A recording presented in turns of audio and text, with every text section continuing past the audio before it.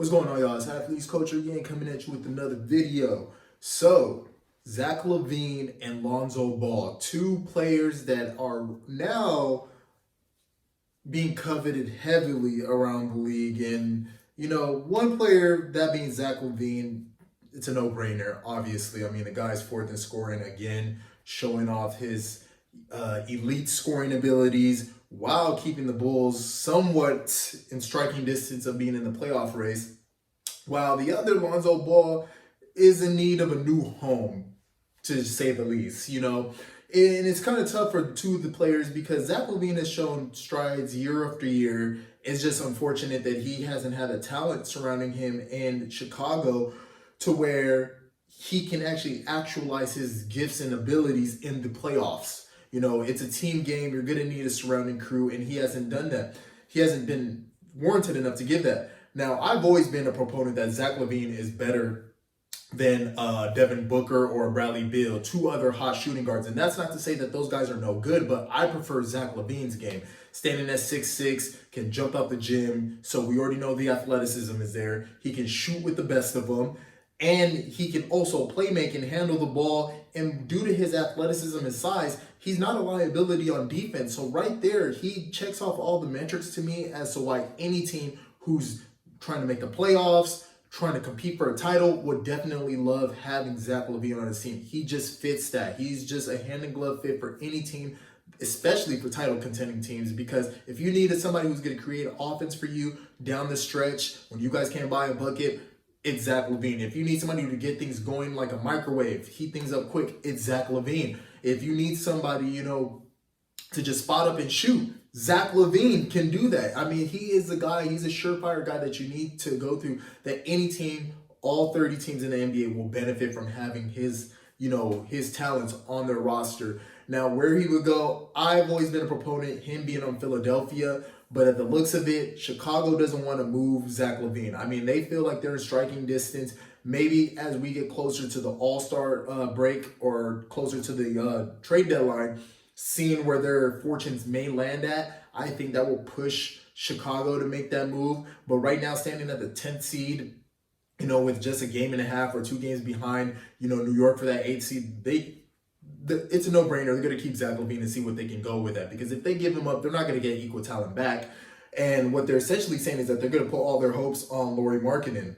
So we should see. My hopes is that he ends up in Philadelphia. Philadelphia is a team that needs to get focused. I mean, they can't really rely on Tobias Harris to give them points down the stretch.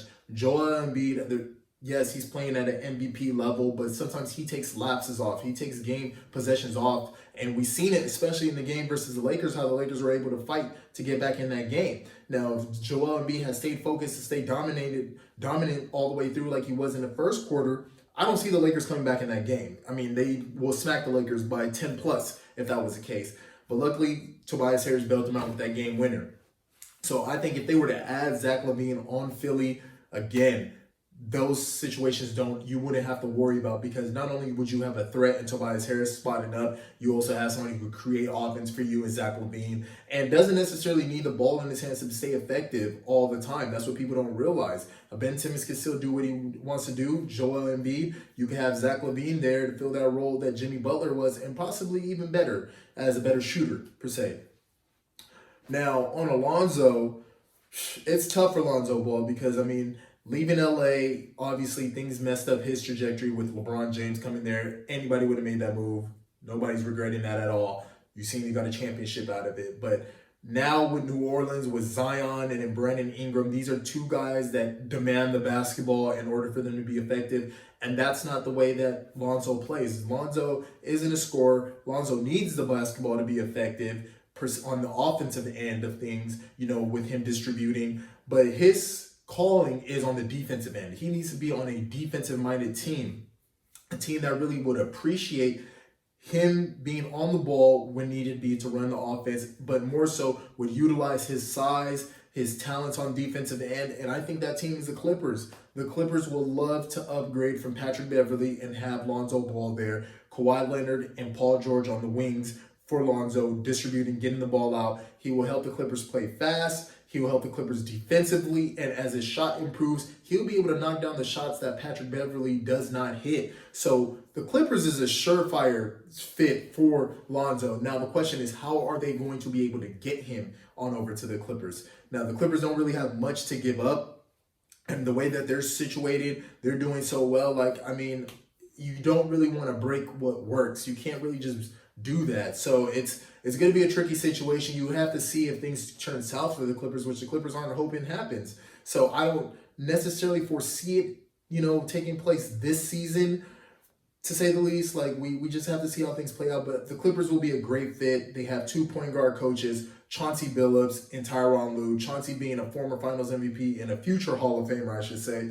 These are great mentors for Lonzo Ball, especially him coming back in LA, being back home, and people who could help guide him and like, hey, this is how you're going to play at that point guard position. Because Lonzo's a great talent. People forget, like, UCLA was almost a dormant college team. A top 5 team like a top 5 in terms of popularity team like UCLA was not as popular or good in the sense until Lonzo came on the scene. 2 players made it in the NBA off of that UCLA team due to the fact of Lonzo's ability of uplifting them, taking UCLA to the Sweet 16. And people forget, like, people always want to bring up the game against Kentucky where De'Aaron Fox outplayed Lonzo, but earlier that season at Rupp Arena, UCLA went into Kentucky and beat Kentucky handfully, and where Lonzo had a way better game than De'Aaron Fox. People forget to mention that game. People never want to bring that game up. So Lonzo's a great talent.